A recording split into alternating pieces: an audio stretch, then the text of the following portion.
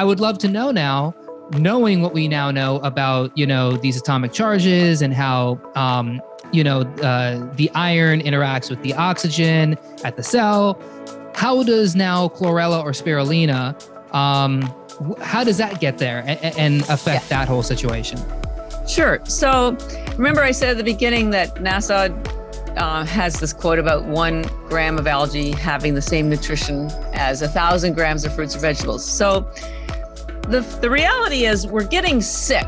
Everyone's getting sick. They got cancer, diabetes, heart disease, it's just endless what's going on. And it's caused by 2 main reasons.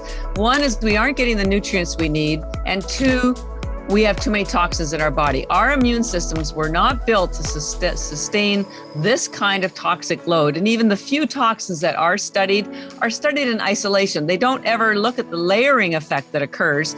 You get a little bit of air pollution here, and you get a little bit of lead from your pipes there, and you get a little bit of pesticide from your vegetables here. And, over time, it just accumulates in your body, and your body just starts to break down because it's acidic. And so the mitochondria are damaged and they don't reproduce very well. And so you start to get fatigued, and then you start to getting weight loss or, gaining weight and your brain fog.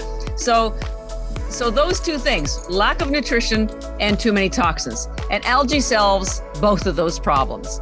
They do it differently. One is the spirulina and the other one's chlorella. And I'll talk to you about why you take one over the other, although they work best when they're taken together, not at the same time necessarily, but certainly they both fill all your nutritional gaps. And in fact, it's one of the few foods you could probably live on forever because it is such a rich, balanced food. Not only does it have 18 of the 20 aminos, the balance of the aminos are in the right proportion to meet the body's needs. So that's what's causing so much of our illness. And so it's amazing to me that algae addresses both of them, and I can walk you through how and why. Yes, please do. That's what I would love to know. And I will, in full transparency, say that I did not know there was a difference between algae, chlorella versus spirulina. Yeah. I know those are 2 different things, but I didn't know they both were. That's okay. That's why I'm doing these podcasts. That's why I'm doing what I'm doing. I'm glad that you even knew of them, even if you didn't know the distinction, because 99% of people outside of Asia don't even know of algae, other than that they think of it as pond scum, or it's a bloom in the oceans that's interfering with their sunbathing. And by the way, algae gets a bum rap on that algae bloom stuff because algae only shows up after there's bacteria. Algae is actually the cleanup crew, okay? So don't blame the algae. It's the fact that there's more bacteria, more runoff, more people peeing in the water that's causing the bacteria, which attracts algae. You may not know this. Of course, you wouldn't know this, but I do.